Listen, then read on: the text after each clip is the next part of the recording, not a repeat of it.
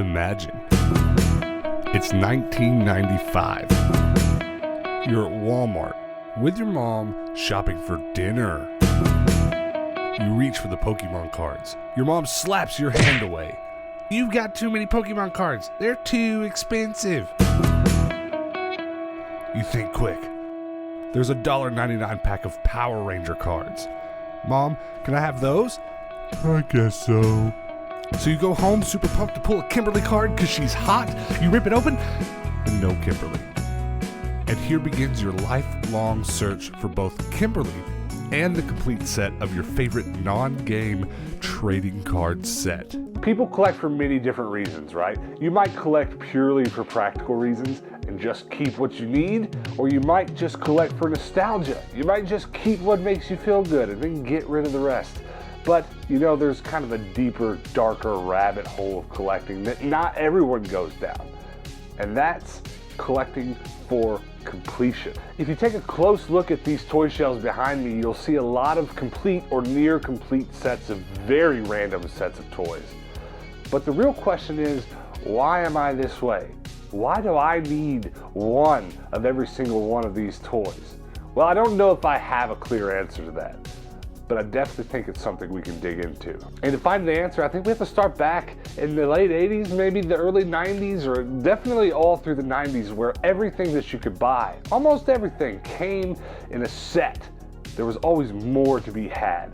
That back then was the way of consumerism. Every other 90s McDonald's toy set was one that worked together as a whole. You just had to have them all. You had things like Furbies that just swore that no two were the exact same. And of course, there were McDonald's Furbies toys too. Comic book makers started finding any and every reason to make comic book covers have multiple covers. And then for me, one of the biggest pushes towards completionism was the fact that my earliest memories of cartoons are all things like Pokemon and Monster Rancher. You know, cartoons directly aimed at gathering, collecting, and completing. Which leads us to the reason we have gathered today. And that is random 90s non-game trading cards. So just how many trading card sets were there back then? I want you to read my lips when I say this. The number of trading card sets that there were back then were uncountable, infinite, endless. If it existed, there was a trading card set for it. Batman, there was a set for every movie, every cartoon. Speaking of which, if there was a movie of it, you better believe there was a trading card set of it. Oh, you like Marvel? There were like 400 different Marvel collectible sets, okay? More than you can count. Oh, you like wrestling? No problem. Trading card set. You have a favorite holiday? Well, here's a trading card set. Favorite anime? Cool. Trading card set. Are you into Disney? Easy. Got you covered. Disney cards with cool gimmicks? Cool. Not Disney cards? Got that too. How about not Pokemon? You super into doing drugs? Got you covered too.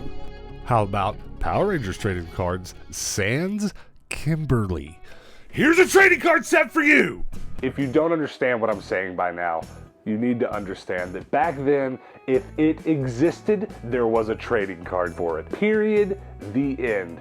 And I'm curious, before we continue, are there any of you watching that had any obsessions with any of these trading cards back then? I'd be very curious to know in the comments below. But it's really strange how they don't really make any of these trading cards anymore, at least not many of them. There's not many of them at all currently being printed. However, despite this, you can still go to just about any junk or junk old toy vintage store, any store like that, and you can still buy these packs by the box load for not very much money.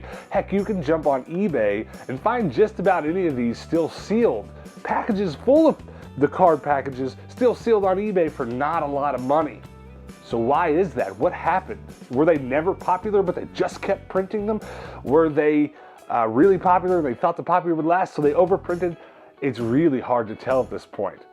But the fact still remains, it's still very easy to get your hands on all of these old trading cards. And that's strange to compare to the trading card games from the same era. Most of those classic trading card games, if you still have those old packs, like original Pokemon booster packs sealed, you're probably rich. But if you have just the trading cards, non-gaming component, I'm not saying you're poor, but yeah, you're probably poor. But whoever was making these trading cards back in the day, they had to be crazy people, because if the strategy of just throwing everything to the wind and just making a trading card set out of anything that existed wasn't enough, they also tried lots of weird, cheap, and sometimes cool gimmicks to try to get you to buy more of them. Sometimes the packs had stickers in them. Sometimes there were cool foils in the packs. Sometimes every pack would have a puzzle piece in it, trying to get you to get them all. Personally though, I never really quite stayed with any one trading card set long enough to complete one of these, but they exist. One of the weirdest trading card things I can think of has to be from Marvel. Look at these heavy enough to kill your girlfriend if you ninja star her in the face with them trading cards. What the heck? Now take all of this knowledge that we've just gathered and add back in the trading card sets that do have a gaming component or do have a sporting component, and then just ask yourself, where does this leave us? Well, if you're anything like me, it leaves you with a shelf full of half-filled binders full of Power Rangers trading cards that you'll never have all of. I'll never complete them. I'll never bring honor to my dojo, and this makes me sad. But I guess if you want to cheer me up, you could comment below before you get out of here and let me know if you were ever into any of these card games. Let's talk about it. Maybe you know about some of them that exist that I didn't know existed. And maybe comment below and let me know if you missed that torrential downpour of trading card games left and right from back in the day. Let me know if you'd like to see it come back, or let me know if maybe you think we should save the cardboard, which is probably more reasonable. But that's it, guys. Thanks for indulging my madness on this issue. Come back next week. We're gonna do this all again with something else, I hope. And until then, peace out. 2 more tries. All right.